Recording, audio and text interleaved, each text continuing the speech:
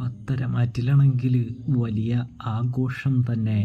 ആദർശിൻ്റെയും നയനയുടെയും മടങ്ങിവരവിൽ അനന്തപുരിയിൽ നടക്കുന്നുണ്ട് എന്ന് കാണാനായിട്ട് കഴിയും, കാണാനായിട്ട് സാധിക്കും.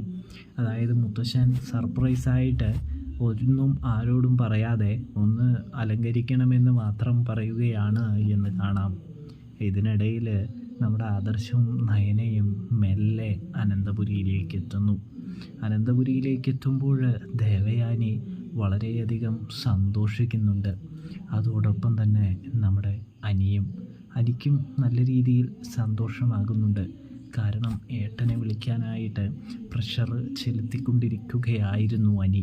ഇതേ സമയം ഏട്ടനെയും ഏട്ടത്തിയെയും വീട്ടിൽ കണ്ടതിൽ ഏറ്റവും കൂടുതൽ സന്തോഷിക്കുന്നത് അനിയും നമ്മുടെ ഇവളുമാണ്, ദേവയാനിയും മുത്തശ്ശിയൊക്കെയാണ് എന്ന് കാണാം.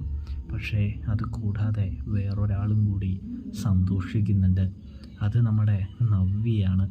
നവ്യയ്ക്ക് ആദർശും നയനയും മടങ്ങി വരണമെന്ന അതിയായ ആഗ്രഹമൊക്കെ ഉണ്ടായിരുന്നു. അത് മനസ്സുകൊണ്ട്, അതായത് വാഗൊണ്ട് പറഞ്ഞില്ലെങ്കിലും മനസ്സുകൊണ്ട് ആഗ്രഹിച്ചിരുന്നു. ഒടുവിൽ അതാണ് സംഭവിച്ചിരുന്നത്.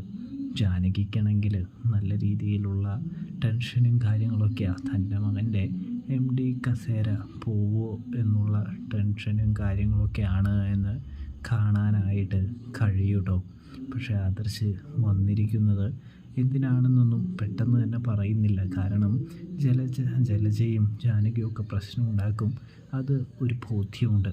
അങ്ങനെ അവരകത്തേക്ക് ആനയിച്ച് കയറ്റിയതിന് ശേഷമാണ് മുത്തശ്ശൻ ആ സത്യം വെളിപ്പെടുത്തുന്നത് എന്ന് കാണാനായിട്ട് കഴിയും.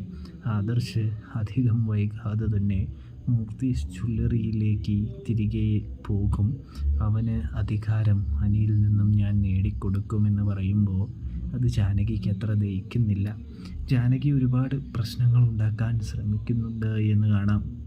ഇതിനിടയിൽ ആദർശേട്ടൻ വീണ്ടും MD ആകാൻ പോകുമ്പോൾ അനിയുമായിട്ടുള്ള വിവാഹത്തിൽ നിന്നും അവന്തിക പതിയെ പിന്മാറാനായിട്ടൊരുങ്ങുന്നതും കാണാനായിട്ട് കഴിയും, കാണാനായിട്ട് സാധിക്കും പ്രേക്ഷകരെ.